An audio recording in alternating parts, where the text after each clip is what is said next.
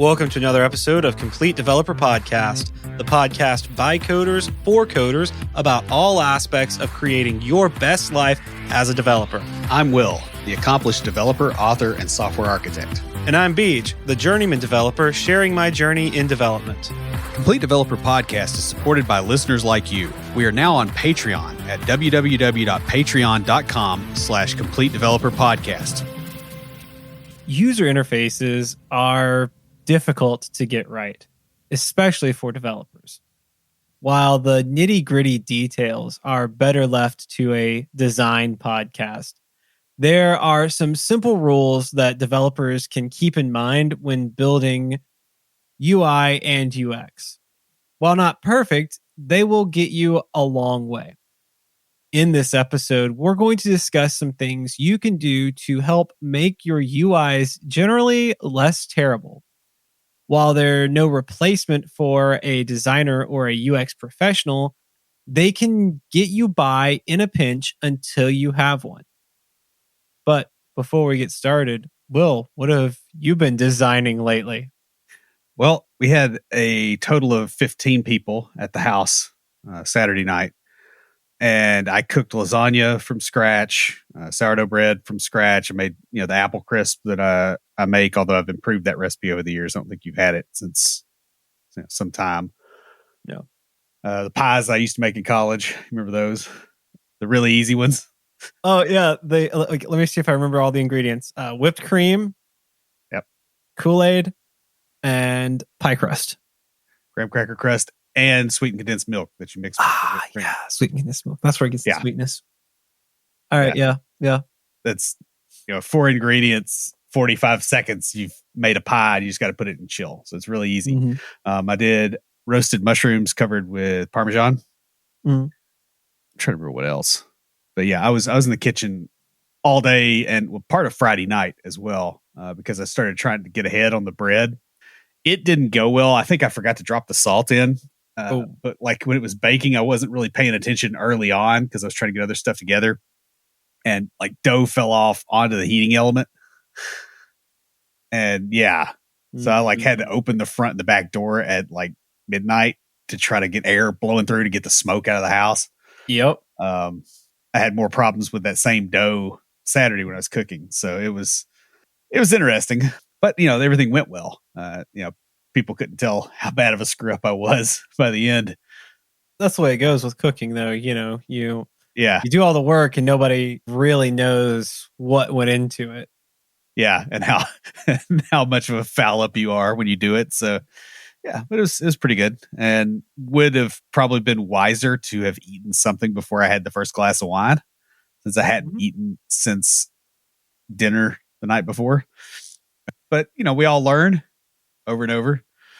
I was like, you've learned that lesson a few times, haven't you? Just want to reinforce it. It's like, you definitely need that reinforced. This is basically like Anki cards for proper behavior for me. Spaced repetition. So how about you? So Sunday was Mother's Day, which was fun. I had 3 photographers, including myself, and a videographer at church running around doing stuff.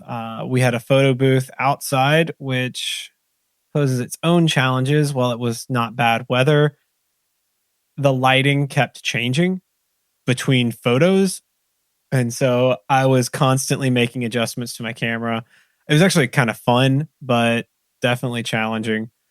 So I was out there. And then, of course, we had people after church. Normally, we don't take photos after service, but we had people after church who wanted to, after our second service, I should say, who wanted to get photos at the photo booth. So I was out there till probably, I guess, about noon. We get out at 11:30, so it was maybe about 10 afternoon when I left.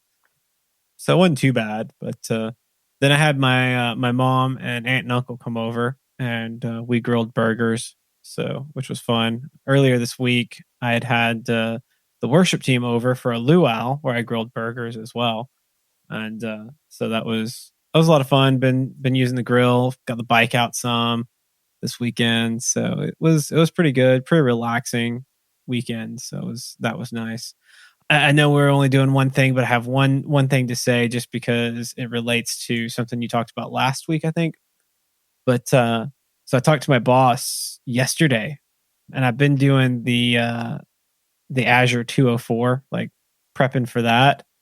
And after talking to you about doing you're doing the AWS fundamentals before doing the developer one. Yeah, I'm actually doing the developer one now. I bought the course for that and for the architect yesterday. Yeah. So I was talking to my boss about it, and I was like, telling her about some of the stuff we talked about. And I was like, I kind of want to do the fundamentals before jumping into the more detailed, difficult developer one. And so I watched one of the intro video to it on Plural site, and I was telling her all that's in there, and she's like, "All right, do it." It's like, tell me how it goes because we may have other people do it.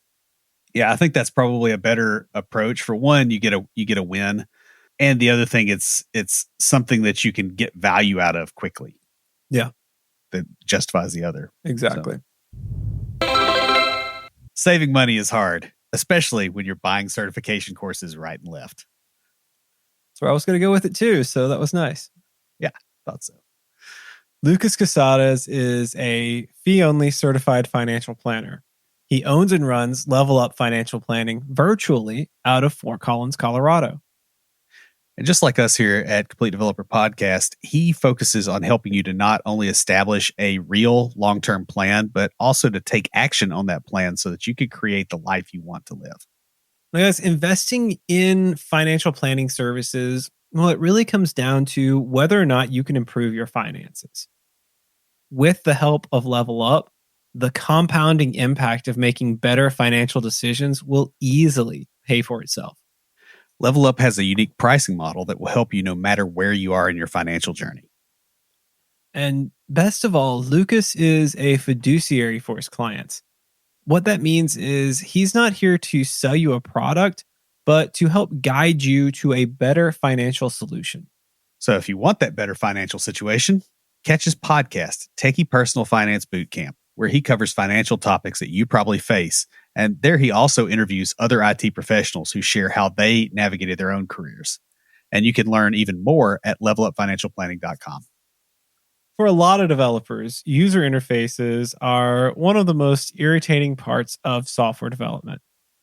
Not only do you have to support a broad range of device types, different levels of user knowledge, and a variety of workflows, but any mistake you make can send hordes of angry users to your company's support phone line. Becomes a delicate balancing act, especially as you learn more about the problem domain in your app. You may need to restructure elements of your user interface, change the way you present information, or even drastically disrupt user workflow to accommodate these changes. However, you need to make sure that those changes don't disrupt active work by the people who are trying to use the system just to get their jobs done. Yeah. And if you have a designer or product owner with some knowledge of UX, then they absolutely have to be part of this process. However, many developers are not so lucky, either permanently or temporarily. And they either have no design help whatsoever, or they have a designer who's just completely overloaded and will get to them when they get there, usually after the work is done. The latter, end up coming in kind of late, and they start suggesting changes, and then you have to implement those changes. The changes tend to be fairly sweeping, and that means a lot of disruptive rework of your system and redesign, restructuring, those kind of things. And that's absolutely nothing compared to what happens to the users when developers make UI changes. Mm-hmm. While change is often disruptive, in fact, that's probably one of the dictionary definitions of disruption is just sudden change. It doesn't always have to be so disruptive that people will walk away from your software in disgust. Yeah.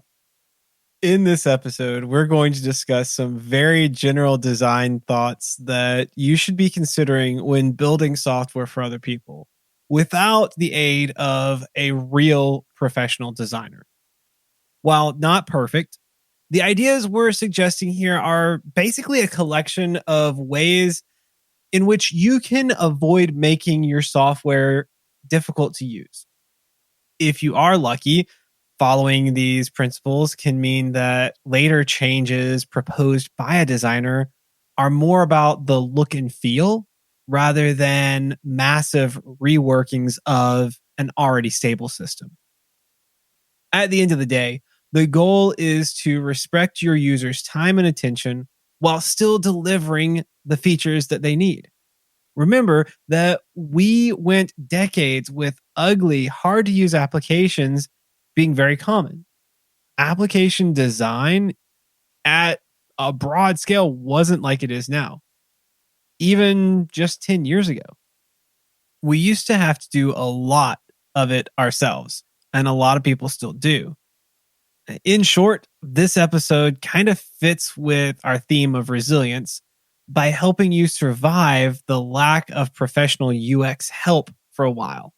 So we'll start off with the first point, and this is to use a familiar skew morph if you can, or at least make your system intuitive. Now, a lot of people probably don't know what a skew morph is, so we'll talk about that.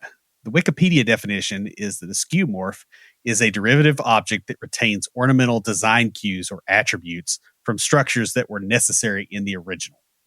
An example of this would be, the media player layout in virtually every digital environment that you deal with, right? It's got play buttons, it's got all the stuff that a typical media player would have had back in the cassette tape days, even.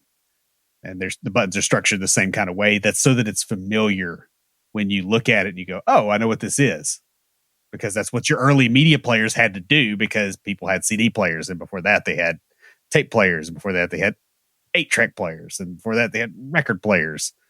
That's like the joke of someone had an old floppy, like the hard floppy, and kid asked, like, why'd you 3D print the save button? Because that icon was designed specifically to look like that, because that's what you were doing. Right. And then how long has it been since you've seen a box of floppy disks? I mean, I think I have one here somewhere, so it's probably been a year. But yeah, I mean, that's a skew morph at this point. It's part of one. So while skew morphs are great for certain types of work, they aren't available everywhere. And so you don't want to try to force one when it's not really necessary. Yeah, like if you're having to think about what a good skew morph for your design is, that probably means you shouldn't use one. Because either you don't know it well enough, or there isn't a good one for that thing. Now, if you can't skew morph, which is most of us most of the time, then you need to just make your system intuitive and consistent with the host operating system and consistent with what your users are used to. Yeah. You don't want to have your buttons, your like exit and your close and minimize and stuff buttons on the right hand side of the thing if it's a app that's going for a Mac. Right. Because it's going to be like, and I've seen this where it was something that got ported over from Windows and it was so weird. Yep. Yeah. And so next, keep the user from taking destructive action unless they really, really understand and mean to do it. Before taking any destructive action, you must have a confirmation. Yeah, and it's weird how many people, even professional software developers who should know better, will do this, or how often you see it even in dev tools, for that matter. And then you go, "Oh, what? That's especially command line tools are bad about this, right? Because they just assume that, oh yeah, you meant to do that. You're not confirming. It's like, well, yeah, but I'm a dummy who's not good at Bash. Like sometimes I don't do smart things." And you have to be really careful when you do this and clarify exactly what the user's trying to do or how your system is interpreting their action versus them just assuming they're correct. So you don't want to ask something like, do you want to delete this? You want to instead ask something like, do you want to delete /program files? If that's what they're trying to delete. Obviously, you're going to have a little bit more trouble there, but In other words, you want to make it clear so you don't use just like built-in text strings that are just a constant for this kind of thing. And by the way, this has design implications when you start looking at internationalization as well, just so you know. Try to build in functionality for undoing any destructive actions as well. Users will eventually, they're going to ignore your warnings, and they're going to still think they're doing the right thing. Sometimes, like, I mean, we get all sorts of pop-ups all the time, and 90% of them are things you just like click to go away. And then there's that 10% that you're like, oh, whoops, I didn't want that.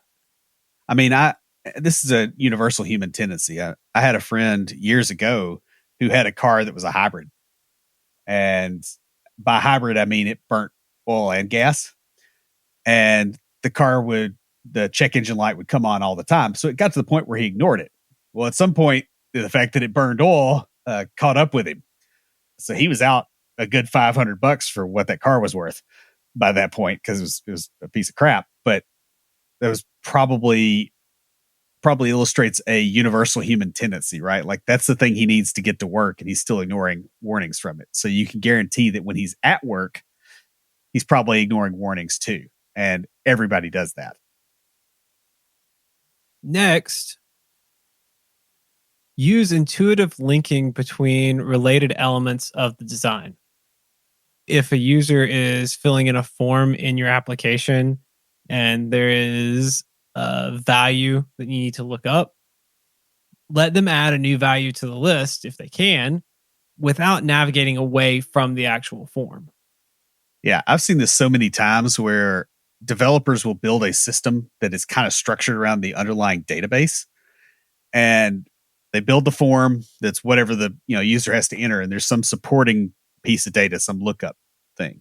Well, the user doesn't have it, and so they fill it in the form, and they got to stop, and they can't add it right there. They got to go navigate to another form. They got to lose all the stuff they put in this one. They got to put that thing in, then they got to come back, re-enter their stuff, and then they find that, oh, hey, there's another lookup they've got to fill in, and they have to do it again. Like that's extremely error prone. It frustrates users, and it really makes apps painful to use, even if everything else is nice. And this is still something you see in 2022 in a lot of places. Now, the main thing here is to avoid interrupting somebody's stream of thought while they're trying to do something just because your business logic requires the entry of some other data. Like your business logic is your problem. You need to help the user overcome your business logic to get stuff done. Right? Like it's not something imposed on the user, it's something to help the user. So next, have a consistent design system.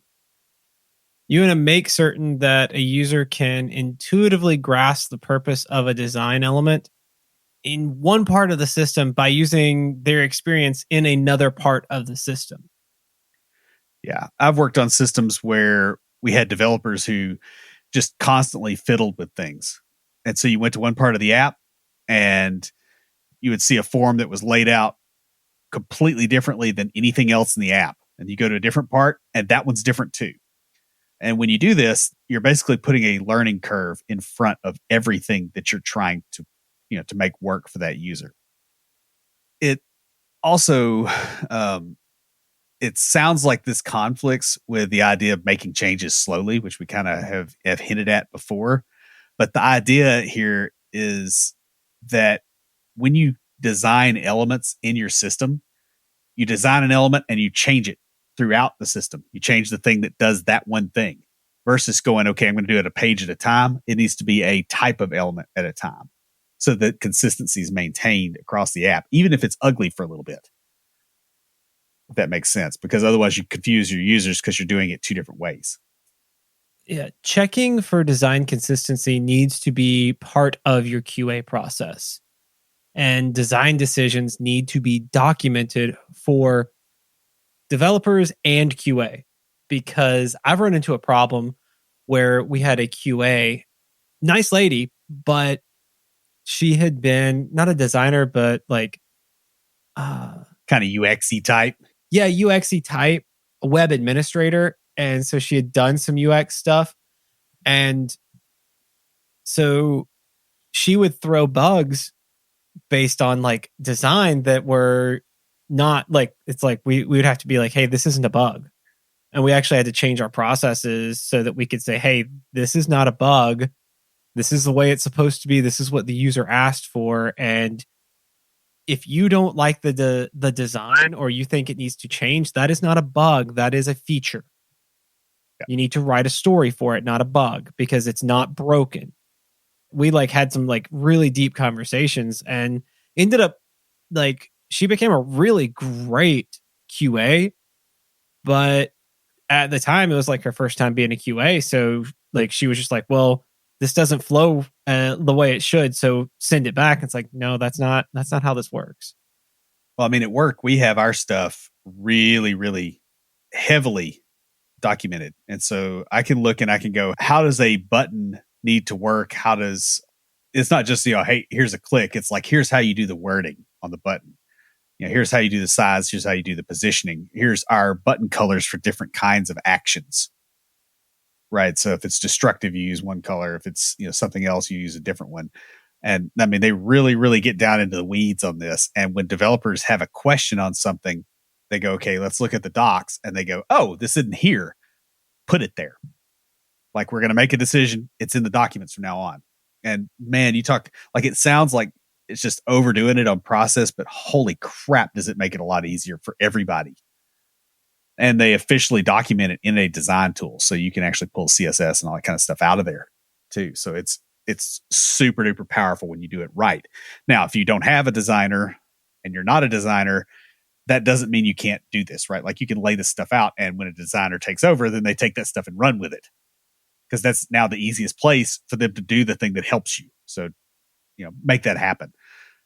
Now, I will say that an ugly but consistent design, especially ugly but consistent design system, is often better than a beautiful but confusing one, at least as far as users getting things done. People have put up with very ugly software for years. It's not ideal, but as opposed to confusing them, it's still better, right? Because now you can just fix the parts that are ugly versus going, hey, we're changing people's workflow every time we're doing something.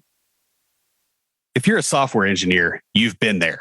It's 9 p.m. You're finally unwinding from work. And then your phone buzzes with an alert. Something's broken, and your mind is already racing at what could be wrong. Did I introduce a bug in my last deploy? Is it the server? Is it the network? Is it global? Is it back end? Is it front end? You don't know. Do we have a slow running query? Now the whole team is scrambling from tool to tool and messaging person after person to find and fix the issue. That won't happen if you get New Relic.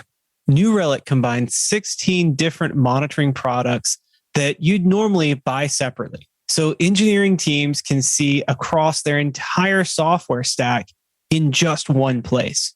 More importantly, you can pinpoint issues down to the line of code so you know exactly why the problem happened and can resolve it quickly. That's why the dev and ops teams at companies such as DoorDash, GitHub, Epic Games, and more than 14,000 other companies use New Relic to debug and improve their software. Whether you run a cloud-native startup or a Fortune 500 company, it takes just 5 minutes to set up New Relic in your environment. That next 9 p.m. call is just waiting to happen. Get New Relic before it does, and you get access to the whole New Relic platform and 100 gigabytes of data free forever. No credit card required. Sign up at newrelic.com/CDP. That's NEWRELIC.com/CDP. One more time for those in the back, newrelic.com/CDP. So next, you want to keep it as simple as possible, but no simpler. You want it to, if you need complexity, that complexity should be there, but you don't want to have complexity that doesn't need to be there. If some process within a system has a lot of options, but most users don't use most of those options, then have an advanced mode that hides the less used options. I know we do. We have a search that we built, and there's like 3 basics, and then you click the thing and it's a side nav that slides over and you get like this huge list of them. Yeah, that's a whole lot better because this allows users to be more quickly successful with your system earlier while allowing your power users to continue to work. Yeah. And it doesn't like intimidate the new people when they come in. That's the main takeaway there. Yeah. So whatever you do, don't simplify features more than is actually reasonable based on metrics of how the features are used. A solution that works perfectly for 80% of the user population and doesn't work at all for the other 20%, that's really not going to help you. And this is like for your users. Right. Like it's not the global population where you go, "Oh, well, I'm not trying to sell software to everybody," right? Mm-hmm. Where you just cut them out. It's like these are your existing users of your system, and if you make it impossible for them, they will leave. They're not going to readjust their workflow and go work double, basically, because you changed your system. They're just going to get a different system. Now, you also need to give feedback on user actions. So when somebody does something in the system, something should happen. It shouldn't be they click a button and then nothing happens. And then 30 seconds later, it pops up and goes, "Thank you for, buying our product," right? Because they'll click 1,500 times in that 30 seconds. So when users click a button, initiate a process, those kind of things, there needs to be an immediate visual feedback that they've done something. Otherwise, people will think that the system is hung, that they missed a click. Basically, what this will do is it will make them do things multiple times, make them not visualize the system as being stable or fast. Like it makes your system look slow. You get a whole lot of more positive reviews from people when you go, "Yep, I'm starting the process. Here's a display of it." Even if you run that same process slower than somebody who doesn't give that feedback because they don't know that the process actually started with those other people. Yeah. And I will tell you, one of the simplest things, this always frustrates me because I know how website, like I know how to build a site, but like when you go and down at the bottom, it says, when right above the confirm or the buy button or whatever, it says, don't click more than once. And I'm like, why don't you just disable the, Don't let me. yeah, disable the button. That's really easy to do. Like I can do that in vanilla JavaScript. It's not that hard. Don't swim with the crocodiles. Yeah. At the zoo. How about like put bars up? Yeah. Yeah. It's like, what? I mean, yeah, that one's always frustrated me because I'm like, well, if your API is not resilient enough to realize, hey, you've got multiple transactions coming in back to back, if you haven't designed that well enough, you can at least disable the button so that you can't do that. I mean, that's one of the first things we do in all of our front end development is you build a button and you add the disable to it. Yeah. Like I don't not do that. The junior developer, well, now I've got a mid-level developer. He got promoted, but the developers I have, both of them know better than to do that. I mean, most students know better than that. And I get why people sometimes have problems with that because like back in the day, it was hard. Mm-hmm. Like it was way harder to keep from screwing things up because your UI thread, your UI ran on one thread. And so if you wanted to do something async, you had to spin off another thread and you had to deal with communication between the two and synchronization. And there's a lot of stuff going on. Yeah. Now it's a lot easier than it used to be. And so there's really not an excuse for doing it any other way. Well, I mean, good grief with this, even if it's, like I said, just disabling the button, you could do that on a single thread. You disable the button and then the next step is to do whatever action you're doing. Right. Of course, then you can't move the window or do anything else, right? Because that's on the UI thread too. Well, yeah, but yeah, I'm just saying, like real single threaded. Yeah. But yeah, I mean, it's always going to be worth doing this just so that users don't screw stuff up. It's like, yeah, great. Your system is idempotent and it handles all this stuff, but the user is frustrated and they're clicking on a button trying to make something happen. Mm-hmm. And they're going to remember that emotion more than they remember anything else. So yeah, it is super important, especially in like buy processes. Now, this also implies something else, and that is that if the process is long running, then you need to give some indication of how much longer it will take and or progress, as it's going along, as well as notifying the user when the task actually completes. Now, guys, depending on what you're doing, this can be much more complex than you think, especially if there's no easy way to accurately estimate how long something will take. It's like a Windows file copy that whatever time is displayed is how much time it's not taking. Like that's the one point in like a time span that it is not going to take is whatever they projected. That's true. That's very true. All right, guys. So finally, consider people who are different than you. We shouldn't have to say this in 2022, but we do. Well, I mean, there's a lot of reasons, right? Yeah. Different cultures view things in really, really different ways. And that's the thing most people think about. And that does impact everything from the skew morphs that you use, the colors, and the wording that you use. There's certain words, even in English, that you might use in one context with one group of people and they'll understand. And if you say it somewhere else, it means something completely different and you just ticked a bunch of people off. Oh, yeah. Like bless your heart in the South. Yeah. Oh, yeah. No, like when traveling on mission trips, that's one of the things that we definitely go over. I know going to English speaking countries specifically, they give us a list of, hey, these are phrases that we say over here that you can't say over there. And there are phrases that they say over there that would be like, yeah, like Australia. Like we just got greeted in Australia. yeah. It's like really offensive over here, but like the term isn't offensive there. It means something different. Like, yeah, or it's just taken different. Just all around. But yeah, like again, the way that things get phrased in Australia over here, woo, because I've seen that one happen a few times, and I would imagine there's something that we say over there. I just don't know what it is. Oh, well, I don't know about that, but I do know, speaking of Australia specifically, the term under the weather, which means sick over here, in Australia apparently means, it either means drunk or hungover, I think, depending on context. But yeah, so my dad, when I was growing up, he was a preacher, and we had a guy from Australia.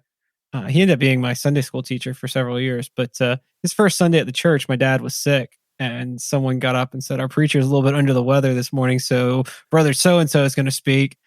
And oh my goodness, he almost fell on the floor laughing, like trying to hold it in, not laugh out loud, because he knew the cultural difference, but he just like, it was like right after he'd moved over. And so, yeah, I was too young to know about that, but he told that story later, and I was like, oh, that is amazing. I love that. I will never forget that.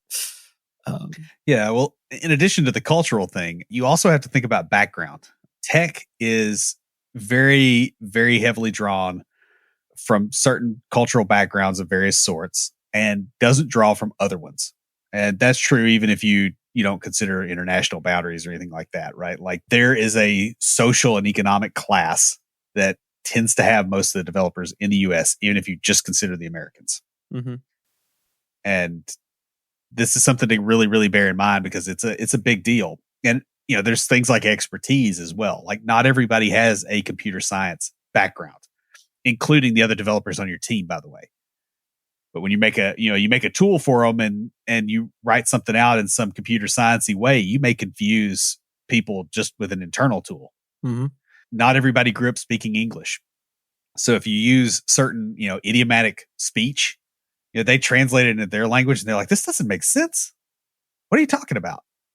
Right? We say all kinds of very, very strange things when we, if you translate it, it doesn't work. And you learn this learning a foreign language where they're like, what are you talking about? Mm-hmm. And a lot of people also just can't tell the difference between, subtle UI shading differences. That's another great example. Like, just like actual, not disability, but just like they can't see well. And some people just don't see colors in those different shades. Like I work with a guy, he's like, don't put me on the UI because like blue looks blue to me. He's like, I don't see the differences between different shades. So like, man, that must be be horrible. I do, and I don't have them all memorized like some people, but I can tell the fine subtleties, and it's kind of, I don't know, it's nice. There probably is a chunk of the color spectrum you can't, though. Yeah. And you don't know what it is because it's just not used much. Mm-hmm. So also, guys, you need to carefully consider how your app behaves when used with assistive technology. There's whole companies built around testing this for you too, which is really cool. The best looking UX in the world isn't going to be very useful to a blind customer unless it works with their screen reader. Yeah, and this was a problem with a lot of early JavaScript frameworks because they're like, hey, we're going to make it look nice in the browser. And then you get like governmental organizations and charities and those kind of things that have like the, I forget what the number, is it 508? Oh, I know this. I've gone through training on it, but I don't remember. Yeah. But I can't remember it off the top of my head either because it's late on a Tuesday. But those standards were not observed as carefully in some of the early frameworks, and it bit a lot of people. You're going to run into this all over the place. Like if you don't test for this kind of stuff, you will build a system that people cannot use. And it's some of the most vulnerable members of our society. Mm-hmm. So guys, design is a real profession, and you really need to have a real professional working with you when you're trying to do UX, UI type stuff. That said, for various reasons, sometimes that just isn't possible. Until it is, you need to get by as well as you can with whatever design skills are available on your development team. And you probably do actually have some. If you are really, really sure you don't, somebody probably has some better than you at least. While this isn't perfect, it is better than nothing. Mainly what you want to do is design your system well enough that your users don't hate you while making sure that you can still accommodate future growth. The thought processes we listed in this podcast episode will help you with that. And in the aftercast, we're going to discuss a little bit more about how to roll out a UX change from a managerial level so that you don't disrupt your users' workflow. Stand by for Titanfall. If you have a question or comment, please email us at neckbeards@completedeveloperpodcast.com.